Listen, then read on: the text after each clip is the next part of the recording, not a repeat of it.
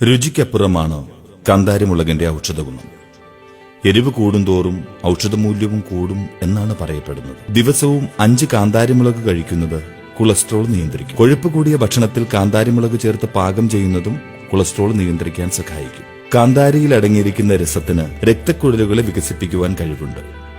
കാന്താരിയിലെ ജീവകം സി ശ്വാസകോശ രോഗങ്ങളെ ചെറുക്കുകയും പ്രതിരോധ ശേഷി വർദ്ധിപ്പിക്കുകയും ചെയ്യും. ഹൃദ്രോഗമുണ്ടാക്കുന്ന ട്രൈഗ്ലിസറൈഡുകളെ അധികം ഉൽപ്പാദിപ്പിക്കുന്നതും നിയന്ത്രിക്കും.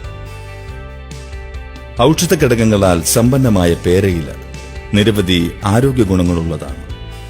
Anti inflammatory, anti mutagenic, anti microbial, polyphenol, carotenoid, flavonoid, tannin എന്നിവ പേരയിലയിൽ അടങ്ങിയിരിക്കുന്നു.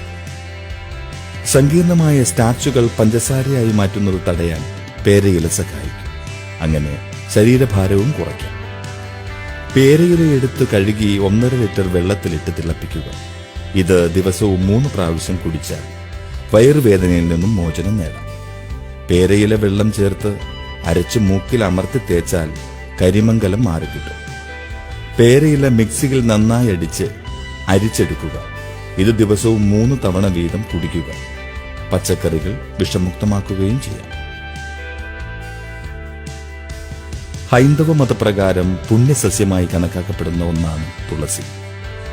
ഇതുമാത്രമല്ല, പല ആയുർവേദ മരുന്നുകളിലും തുളസിയില ഉപയോഗിക്കുന്നുണ്ട്. സൈനസ് പ്രശ്നങ്ങൾ കാരണമുള്ള തലവേദന, മൈഗ്രെയിൻ, സ്ട്രെസ് മൂലമുള്ള തലവേദന തുടങ്ങിയ എല്ലാത്തിനും നല്ലൊരു പരിഹാരമാണ് തുളസിയില ഒരു നേരം ദിവസവും കഴിക്കുന്നത്. പനിയുണ്ടെങ്കിൽ ദിവസവും 3 നേരം ഓരോ തുളസിയില വീതം കടിച്ചു ചവച്ച് കഴിക്കുന്നത് ഗുണകരമാണ്. ദിവസേന വെറും വയറ്റിൽ രാവിലെ തുളസിയില കഴിച്ചാൽ കിഡ്നി സ്റ്റോൺ വരെ അലിയിപ്പിച്ചു കളയും. തുളസിയില കഴിക്കുന്നതിലൂടെ ശരീരത്തിന്റെ പ്രതിരോധശേഷി വർദ്ധിപ്പിക്കുവാനും മറ്റു വൈറസ് അണുബാധകളിൽ നിന്ന് ശരീരത്തെ സംരക്ഷിക്കുവാനും കഴിയും.